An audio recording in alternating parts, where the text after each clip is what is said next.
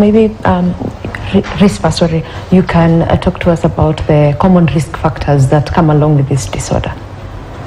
Okay, just as I said it earlier, what can now make you as a mother or as a person to have a child with autism?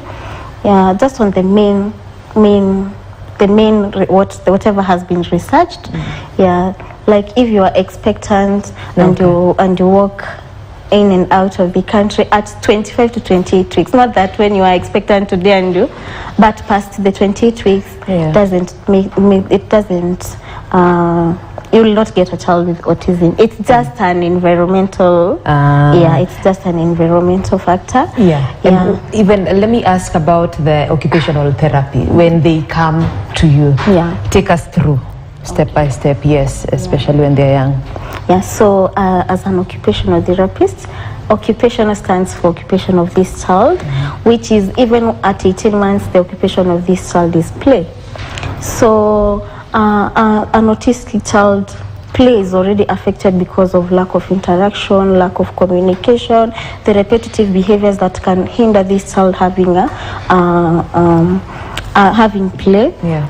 So as an occupational therapist, when this child comes to me, the first thing I do is an assessment, and this assessment entails a lot. So first of all, as an occupational therapy, I'll ask the parent questions about how is concentration span of this child, and the parent will be like, it's 10 to 5 minutes, then leaves. So I get to understand this child has an impaired concentration span. In between, there is lack of attention span, because if it's a span of 5 to 10 minutes, the attention is affected.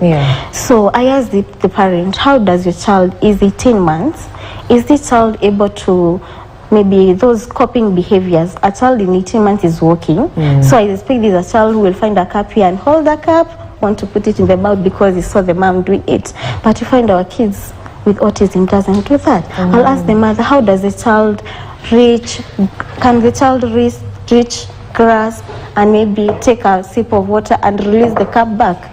The parent will tell you no, because this is a child who has affected fine motor skills, which is reaching, grasping, and releasing an object.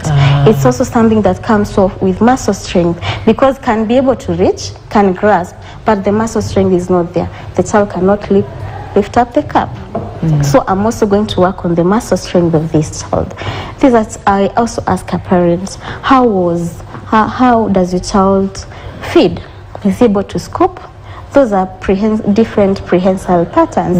Can a child scoop food? Can a child hold a water bottle open? Can your child, if you are in the sink and want your child to wash your hands, how does the child wash her hands? Can he grab the hands? Those are some of the things we assess on this child. We also ask the parent, before going on to that one, we come back. We just want to take a short commercial